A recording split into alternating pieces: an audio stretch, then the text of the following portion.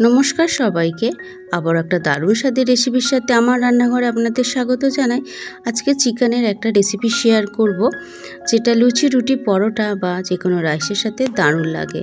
আর এই চিকেনের স্বাদটা অতুলনীয়। তো চলুন রেসিপিটা শুরু করা যাক। এখানে আমি চিকেন নিয়েছি, প্রায় 600 গ্রামের বেশি চিকেন আছে।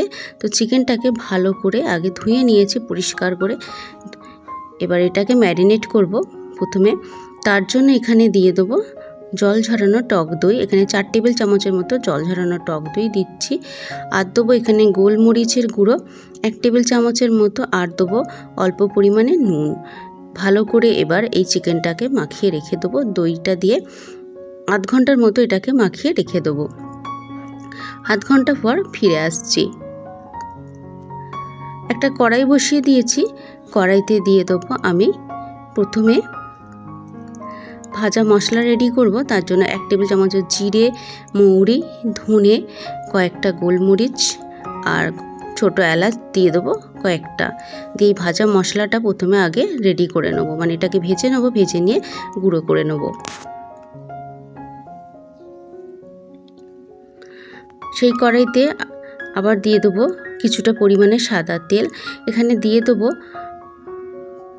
3টের মতো মিডিয়াম সাইজের পেঁয়াজ, দেবো একটু আদা, রসুন, ঝালের আন্দাজ অনুযায়ী কাঁচা লঙ্কা, কাজু বাদাম দেবো 10টার মতো। আর 1 টেবিল চামচ দেবো এখানে চালমগজ। এবার এটাকে ভেজে নেব। ভেজে নিয়ে এটাকে পেস্ট বানিয়ে নেব। তো এটা ভাজাটা হয়ে গেছে, পেস্ট বানিয়ে নিচ্ছি। সেই কড়াইতে দিয়ে দিচ্ছি অল্প পরিমাণে সাদা তেল। সাদা তেল দিয়ে এবার এই চিকেনগুলোকে হালকা ভেজে নেব, মানে শ্যালো ফ্রাই করে নেব।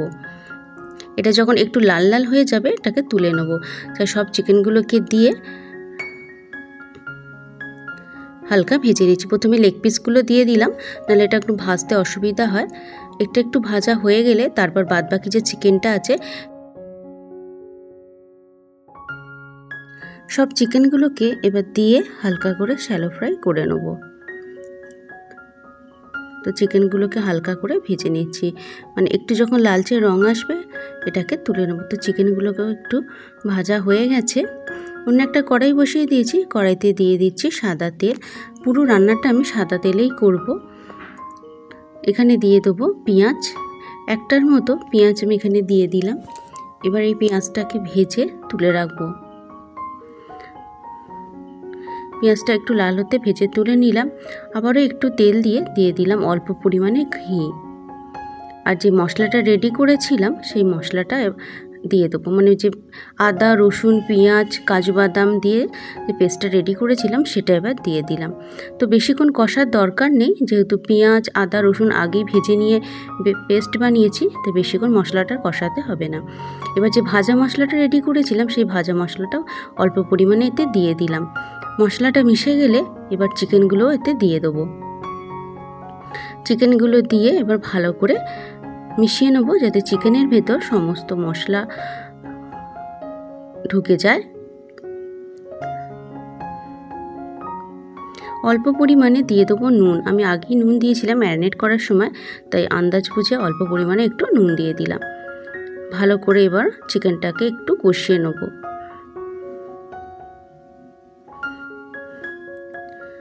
চিকেনটা 5 থেকে 7 মিনিট একটু কষিয়ে নিলাম। যখন একটু তেল ছেড়ে দিল এবার এতে দিয়ে দেবো অল্প পরিমাণে জল।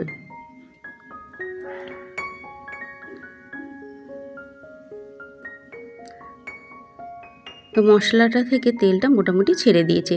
এবার মিক্সি ধোয়া যে জলটা ছিল সেখান থেকে অল্প পরিমাণে জল আমি এতে দিয়ে দিলাম। দিয়ে এটাকে এবার ভালো করে মিশিয়ে নেব। নিয়ে এটাকে এবার চাপা দিয়ে হতে দেবো। গ্যাসের ফ্লেমটা কম করে রেখে এটাকে প্রায় 7-8 মিনিটের মতো হতে দেবো। 7-8 থেকে মিনিট পর ফিরে এসেছি। তো চিকেনগুলো ভালো মতো সেদ্ধ হয়ে গেছে। তো এই অবস্থাতেই এটা রেখে দেবো। আপনারা চাইলে বেশি গ্রেভি করলে আর একটু জল দিয়ে দেবেন। তো আমি এই অবস্থায় গ্রেভিটাতেই রেখে দেবো। এর থেকে বেশি আর এটাকে শুকনো করব না। যে কোনো লুচি, রুটি, পরোটা বা রাইসের সাথে চিকেনটা দারুণ লাগে খেতে।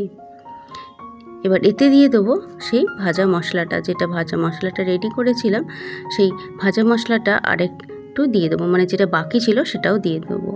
আর দিয়ে দেবো ফ্রেশ ক্রিম। এটা অপশনাল, দিতেও পারেন নাও দিতে পারেন, কিন্তু দিলে স্বাদটা দারুণ লাগে। তাই ফ্রেশ ক্রিমটা 1 টেবিল চামচের মতো, বড় টেবিল চামচে 1 টেবিল চামচ ফ্রেশ ক্রিমটা দিয়ে ভালো করে এবার মিশিয়ে নেব।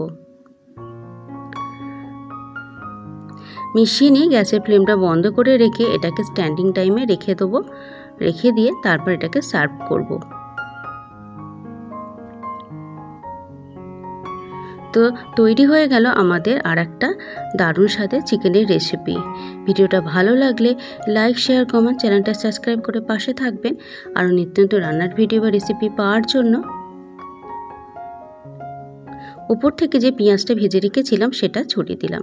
ভিডিওটা দেখার জন্য আপনাদের অসংখ্য ধন্যবাদ। সবাই ভালো থাকবেন, সুস্থ থাকবেন।